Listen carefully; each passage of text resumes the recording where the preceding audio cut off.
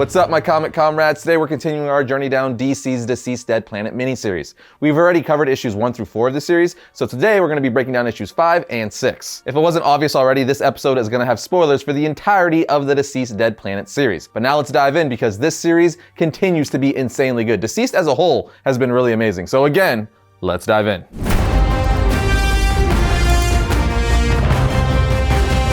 The issue starts off with John Constantine standing in front of a room within the Tower of Fate that now resides inside the Gotham Garden. Dr. Fate then asks, "Constantine, what are you doing?" He replies, "Dr. Fate, fancy finding you floating here." Fate then says, "What's in this room? Why can't I see inside it?" John replies, "Because the door is closed." Fate then says no doors are closed to Dr. Fate. Constantine then tells him, "That's a good line, but it's certainly not true." Fate then asks, "What are you keeping inside?" And John replies, "Oh, you know, just a rack of identical trench coats." This whole scene is actually really funny because Dr. Fate doesn't understand how there's a room in his tower that he doesn't know what's inside. But even more so than that, he can't enter it, which is really crazy considering he's the sorcerer supreme of the DC universe. And again, this is his tower, which just shows Constantine always has a trick up his sleeve. John then walks inside telling Dr. Fate, "Don't worry about it. This is the Tower of Fate, so whatever is in here is clearly meant to be in here. Otherwise, you have to rename this place." On the next page, we see John has summoned Etrigan inside of the room. Etrigan is all like, "Why have you summoned me, you sad Merlin wannabe?" Constantine replies, "You know why I summoned you. You're just playing dumb because you're overreaching for a rhyme." What's the update from hell? How long until Trigon comes? Because remember, in issue 3,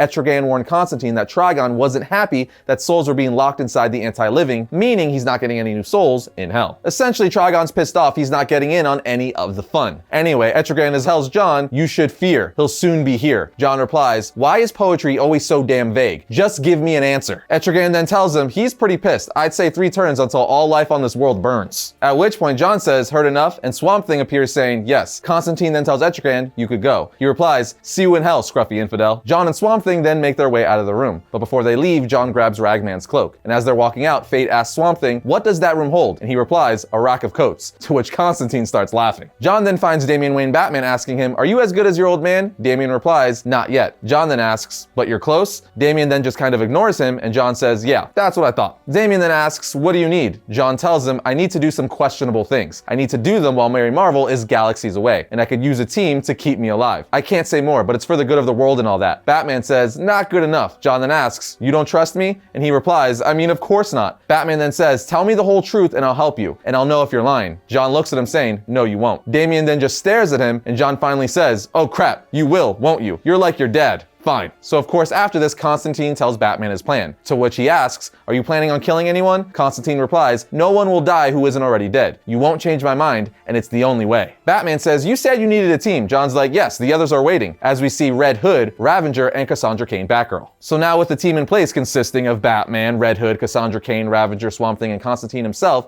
John is able to set out on his mission to enact his plan. John then uses a spell that allows him to follow Swamp Thing's soul through the green and world to go where they have to go, and that place would be Nanda Parbat. Once there, Red Hood says, "That's a lot of anti-living." Then Batman says, "They look like the League of Assassins. I heard the Sensei used to try to attack Nanda Parbat with them all the time." I guess he was trying again when the virus hit. Of course, Red Hood pulls out his guns ready to start mowing down zombies, but Cassandra then says, "There's a cure. We can't kill people." Ravager then asks, "Can we break their bones and put holes in them?" Batman responds, "Of course." We then get an awesome page of Constantine, Red Hood, and Batgirl taking on some anti-living. During the fight, Red Hood says, "Rose, any flashes of the future would be pretty appreciated right about now. Any insight on what we do once we reach the gate?" She replies, "We knock politely." She then tells Red Hood, "Keep the blighted ones off me." He then tells her, "Keeping the blighted ones off you was in our vows." If you didn't know, Red Hood and the Ravager got married during the time gap that takes place between Deceased Unkillables and Deceased Dead Planet. So, the more you know. When Ravager knocks on the gate, she is greeted by Deadman, who says, "My friends, welcome to Nanda Parbat." As he opens the gates, an army comes out helping Constantine and his friends. He then invites them inside, saying, "Follow me. Would you like something to drink? Maybe some snacks?" And then on the next page, we see the Spear of Destiny resides inside the walls of the city. The comic then tells us the Spear of Destiny was said to be powerful enough to kill a god. It's been guarded by Nanda Parbat for a generation. John Constantine then walks up to it, going to grab it, but Ramakushna comes up to him saying, "So this is why you've come, Hellblazer." She basically tells him something to the effect of, "You think with all the deaths out there, I would allow you to take this. My home is yours while you're here, Constantine, but I would never allow you to take the Holy Lance. He then grabs it saying, I know, while saying sorry, stabbing her right in the stomach with it. Dead man then comes over flying saying, no, why? Constantine then says, I never felt the need to explain myself to a dead man. He then pulls out Ragman's cloak saying, not starting now, sucking dead man into it. The comic then tells us since 1812 BCE, Ragman's cloak of souls had stolen spirits and used them to empower the wearer. Cassandra then asks, what did you do? John replies, we're leaving, opening up a portal to the Rock of Eternity. While following him through, Red Hood says, seriously, what the hell was that? John replies, don't worry about it. Red Hood says, don't worry about it, you stabbed a goddess. Constantine says, not fatally, she'll get over it in a few centuries, but she never would have let me take this. While walking through the Rock of Eternity, Ravager says, no, get us out of here, Constantine, as she sees a glimpse of the future. She then starts firing into the distance, and then on the next page we see an infected Captain Marvel Jr. coming in fast, but of course the bullets don't stop him. So he then flies so hard into Jason Todd, he breaks him in half. After which Batman and Swamp Thing are able to subdue Captain Marvel Jr. But as Rose goes over to check on Jason Todd, an infected wizard Shazam comes out of nowhere, but she just throws a sword directly into his head. At this point, Captain Marvel Jr. gets free, so Cassandra Cain picks up the wizard Shazam staff saying the words Shazam, turning herself into a Batgirl Shazam. With the power of Shazam, she makes quick work of the infected Captain Marvel Jr. The comic even says after the death of Lady Shiva, Cassandra Cain became the greatest living hand-to-hand fighter on the planet. Anti-living Captain Marvel Jr. never stood a chance, as she smashes his face on the ground. After this, Ravager says to Jason Todd, I'm sorry, I saw it, but I couldn't. Jason then interrupts saying, hey, it's okay, I've died before. I'm not so afraid this time. I was just lucky I got a second life. And my second life was with you. He then kisses his wife before he dies in her arms. Constantine, Swamp Thing, Batgirl, and Ravager then head back to Gotham Garden, where Constantine is now holding the Spear of Destiny and Shazam's staff. Rose then looks at John saying, promise me this was worth it. He replies, I promise this was the only way. And if I'm wrong, well, we'll be too dead to notice. And then out of nowhere, Batman gives Constantine a huge right hook. And then a voice says, you deserve that. And on the next page we see, it's the Spectre. Constantine says, oh, what a shock. The Ghost of Wrath thinks I deserve a punch in the face. Spectre replies, you're holding an object that can end me. That's concerning. I could stop what you're doing, Constantine. Constantine says, yeah, I know, Jim, but you're the Spectre. You're the spirit of vengeance. Why don't you use all your power to channel it into a bit of insight? What do you think I'm motivated by? Constantine says, good night, Jimmy. And this, my friends, brings us to issue 6. Issue 6 starts off in Australia with Penguin asking Professor Ivo if the Amazo army is ready. Ivo responds, very nearly, Penguin. I'm fine-tuning because one wrong calculation and these androids won't just take out all the anti-life on the planet, they'll wipe out all of us as well. Penguin then yells at him saying, you promised results, Ivo. He responds, considering I'm the sole commander of a super-powered artificially intelligent army that can destroy the very planet you're standing on, maybe you should review your tone. I will be done soon. The undead could wait a little longer. We are then taken to the Justice League in the Gotham Garden, where Cyborg says, the life equation. It's in me. My blood is recoded. It's done. Superman asks, what comes next? Cyborg then says, I don't know. I don't know how to turn it into a cure. Batman then jumps in while playing with Ace saying, we need knowledge. If only we had one of the world's greatest biochemists with us, as he walks away finding Swamp Thing. Because as most of us know, before Alec Holland turned into Swamp Thing, he was a brilliant biologist and biochemist. So Batman goes up to Swamp Thing saying, we need Holland's mind if it's still in there. We need Dr. Holland. Swamp Thing replies, Alec was a brilliant biologist and biochemist, but even he cannot do what you are asking. Not alone. Batman responds, oh, I know, which is why you won't be alone. As we see Batman gather the greatest minds still alive to figure out how to turn Cyborg's blood into a cure. At which point they were linked by the green and the telepathic powers of Dr. Fate, making all the minds one. And we see the characters he gathered with Swamp Thing, Nobel Prize winning biochemist, Poison Ivy, Doctor of Toxology, Cyborg infused with the greatest technology of two worlds, Mary Marvel, who possesses the wisdom of Solomon, Detective Chimp, the world's greatest problem solver, Harley Quinn, a doctor of psychology and medicine, Wallace West, the fastest mind on the planet, and Batman because he's Batman. Literally, that's what the comic says, which is pretty great. And sometime later, they were all able to figure out how to turn Cyborg's blood into a cure. Meanwhile, Dr. Ivo tells everyone at the Australian bunker that the Amazo army is ready. While back in the Gotham Garden, Superman says, we could save them all. Then back in Australia, Penguin says, we could wipe them all out. We can reclaim the world. As they launch their Amazos, which is an army with each one strong enough and fast enough to take on the Justice League. They moved as a swarm, ending all unlife, destroying the people the Justice League had just discovered how to save. After we see the Amazos starting their assault on all unlife, we see Cyborg say, this is the cure, we hope. Now we need a test subject. Green Canary's like, Ollie, you'll test it on Ollie, but Mr. Miracle's like, no, Barda.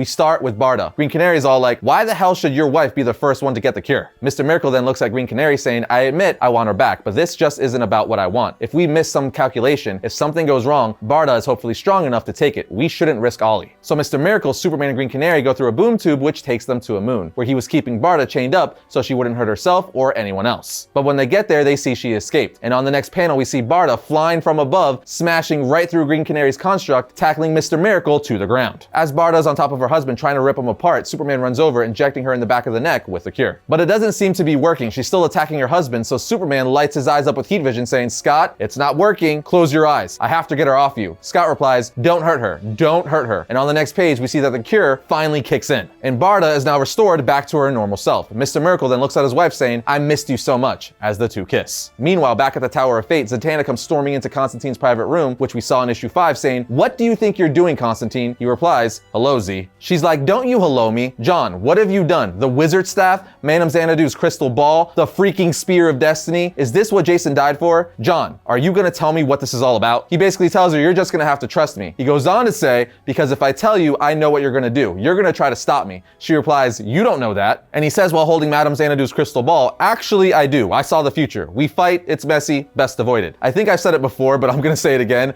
Over the last year or two, Constantine has quickly become one of my favorite DC characters. I love his sense of humor and attitude. After this, Constantine looks at the doorway to his top secret room that Z just broke, saying, oh bloody hell, Z. I spent years protecting this room from Dr. Fate and whatever else would want to come in here, and you just left the door open. Anyone can walk in, and as he says this, the Phantom Stranger comes walking in. Constantine then says, Phantom Stranger, I've already had a visit from the Ghost of Apocalypse Past. You must be the Ghost of Apocalypse Present. Zatanna's like, what, John? And he's like, Spectre came by. Phantom Stranger then tells him, you took the wizard staff, you took Ragman's cloak, and you stabbed Ramakrishna with the spear of destiny, and you imprisoned Boston Brand. Zatanna then says, what, John? John and the Phantom Stranger then get into an argument with John saying, I chose to do the things I didn't want to do because they had to get done. After what you did to get yourself doomed for all eternity, are you seriously judging me, you two-faced prick? At which point Phantom Stranger says, how dare you, throwing Constantine across the room. But Constantine just gets up, grabbing the spear of destiny, saying, go on, try it. Now at this point, Zatanna summons Etrigan, but as he arrives, he says, gone now, O Etrigan, and rise again the form of man, arriving in the form of Jason Blood. Blood then says, Constantine, we have to talk. Constantine replies, I take it Trigon is coming? Blood answers, yes. He will set cloven foot on earth in moments, and the world will burn. But there's more. John says sure, because that's not enough. At which point we're taken back to the Gotham Garden where Mr. Miracle, Superman, and Green Canary return with a cured Barda. Cyborg then says there's no sign of degeneration in Barda. They're stuck in some kind of unlife. Not living, not dying. Everyone infected with the anti-life equation is essentially frozen in their life cycle. We could bring them all back. We could start producing the cure today. Harley then says, well, we have a bit of time. They're not getting any undeader. Constantine then shows up with Z saying, we don't have any time at all. He then explains that Penguin and Dr. Ivo have unleashed an army of Amazos coming to wipe out all unlife right before they have a chance to save them. So Wallace West, the fastest mind on the planet, began reading every book and paper he could find on production. And in about 10 minutes, the Flash was an expert and had quite enough knowledge to join Swamp Thing and Cyborg in manufacturing a cure, which they did at Magnus Labs, which was the fastest producing laboratory in the world, meaning it's very fortunate it was still standing. But as they're making the cure, the demon Trigon arrives on Earth, bursting through the catacombs in Paris at 10 p.m. Meanwhile, back in the Tower of Fate, Constantine decides to let Dr. Fate inside of his secret room, asking Z to wait outside. When Dr. Fate arrives inside, he sees the Spear of Destiny, Madame Xanadu's crystal ball, and Constantine putting on Ragman's cloak, along with Etrigan and Phantom Stranger standing there. Constantine then says, Dr. Fate, I'm gonna need your helm and amulet. He replies, you can't be serious. Constantine then says, I get it's a little uncharacteristic for me, but yeah, for once, I'm serious. Phantom Stranger then stabs Dr. Fate in the stomach with the Spear of Destiny, saying, Constantine showed me the future, Kent Nelson. You would prevent what needs to happen. Fate then says, I will not relinquish the helm freely, and it cannot be removed by your magic, Constantine. John replies, yeah,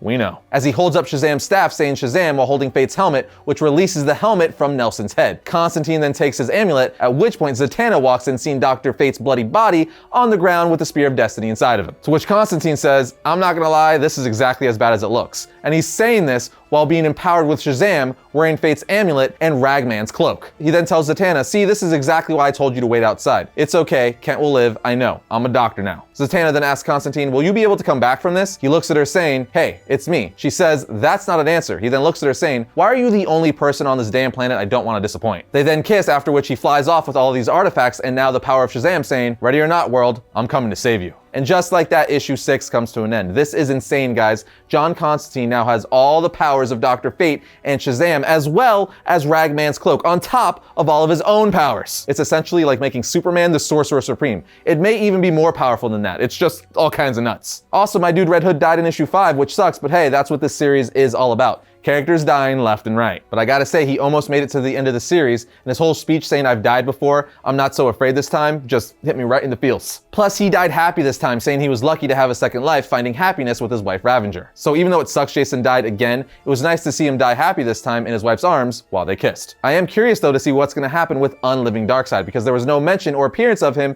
in issues 5 or 6. Meaning I think there's definitely gonna be a huge confrontation with an Unliving Darkseid and Trigon in the 7th and final issue of this miniseries. And don't worry, once that issue drops, we'll be right here to cover it for you guys. But what are your thoughts on DCeased Dead Planet so far? Let us know all of your thoughts in the comment section. First up for the week of December 30th, we have the Tales from the Dark Multiverse Dark Knight's Metal issue 1. In the event-defining epic tale, Dark Knight's Metal, the Just League defeated the vile Barbados and his Dark Knights to save our universe from sinking into the abyss of the Dark Multiverse. But what if they failed? What if Barbados reigned victorious? Now we have the Amazing Spider-Man issue 25. The Last Remain story comes to a close, and it will make you look at Spider-Man differently. It'll make Peter Parker look at himself differently. If you thought the build-up to Kindred was intense, the fallout from Kindred is even more devastating. Here we have the Avengers issue 40. The infamous Firebird of cosmic destruction and rebirth known as the Phoenix Force has returned to Earth to find a new avatar. So now the Avengers and some of the most powerful heroes and villains in the Marvel Universe are being called into a competition unlike anything they've ever seen. A globe-spanning battle that will transform them and ultimately decide who will be the all-new Phoenix. And here we have Batman Annual issue 5. This issue gives us an even better fleshed out look at the Clown Hunter's origin. If you're a fan of the Clown Hunter, you definitely need to check this out. And just like that, that's gonna bring another episode of Variant to a close. But if you liked today's episode, be sure to check out this one right here. And if you like all of our content, be sure to like, subscribe, and comment. Other than that, we'll see you guys next time when I talk about all things comics.